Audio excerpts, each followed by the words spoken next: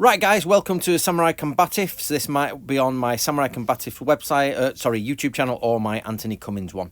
But basically, this is Ito Ryodan from the Yagyu Shinkagyu school.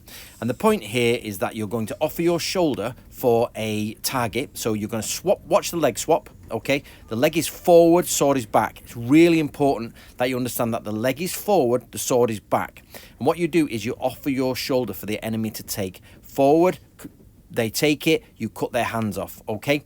This is the point of moving or the illusion of distance. What you're doing, they think you're going backwards because you pull the sword backwards, but actually what you're doing is closing the distance, and they, obviously looking straight on, won't see it so obvious as this, which I've made obvious from the side. They see it as straight on.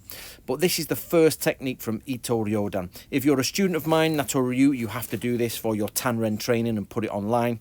If not, guys, just enjoy. This could be on the Combatives channel or my Anthony Cummins channel, just to make sure everybody gets to view it. Enjoy.